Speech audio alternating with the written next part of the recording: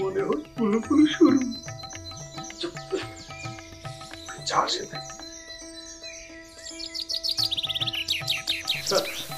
তুমি অপেক্ষা করো, আমি একটু ঘুমাই।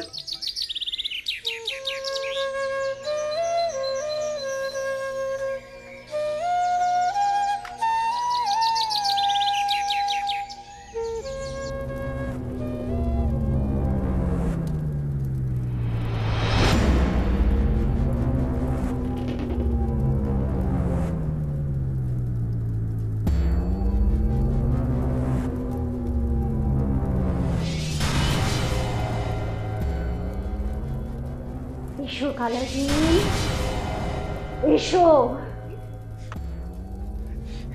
এই মেয়েকে বলে কোনো কথা শোনানো যায় না। এখন যদি কালাজিন রেগে যায়, ওকে তো বকবে বকবে, সাথে আমাকেও। এই বয়সে এসব কথা সহ্য করা যায়? বল, তুই বল, নাকি সহ্য করা উচিত? আমি আলেয়া, আমি তোমায় স্মরণ করছি। এসো কালাজিন, দাস, তোমার দাস তোমায় স্মরণ করছে কালাজিন, এসো।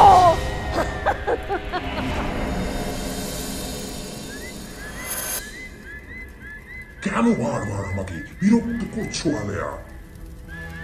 দুষ্টচক্রের বক্রবিধান, বাবার সহজ পথ বলে দাও আমায়। কেন? আয়না বুড়ি বলেনি সে পথ দুর্গম আর সময় সাপেক্ষ? না, হ্যাঁ, কতবার তো বলেছি তুই বল, কিন্তু শোনেনি আমার কথা। যত দুর্গমই হোক না কেন, আমায় বলো, আমায় পথ বলে দাও। যত দুর্গম হোক না কেন, সেই পথে আমি যাবই, বলে দাও। সময় নির্দেশকের দিকে তাকাও।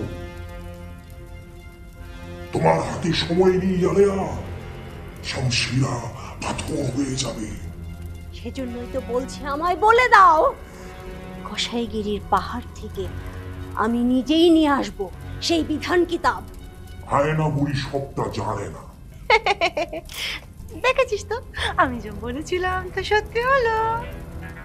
তুমি সেখানে পৌঁছতে পারলেও গুহায় প্রবেশ করতে পারবে না, সমস্ত কিছু জোগাড় করলেও না। বলেছি কালাজি, আমি তোমার কথা সব বলেছি ওকে, কিন্তু ও তো আমার কোনো কথাই শোনে না। কেন অসম্ভব কালাজিন?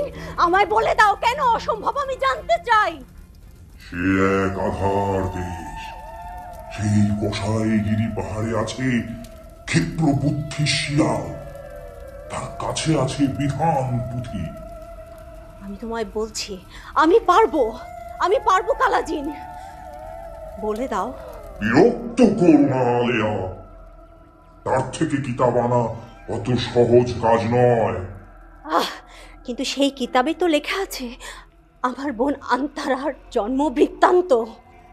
না না না, শুধু তাই নয়, যদি সেই পুঁথি হাতে পাও, তবে আলিয়াজ রাক্ষসের অন্তর্ধান রহস্য এবং তার হত গৌরব ফিরে পেতে তোমাকে বেশি কষ্ট পেতে হবে না।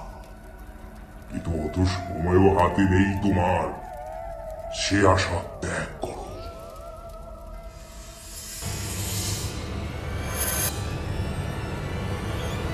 এখন এখন আমি কি করব? কি করব? আমি কি করে পথ খুঁজে পাবো? শোন মেয়ে, আমার কথা শোন। এখন এই সব পরিকল্পনা করিস না রে পাগলা, করিস না। না না না না না না না না না, আমি ওই কসাইগিরি পাহাড়ে যাবই। আমি নিজে গিয়ে ওই কিতাবের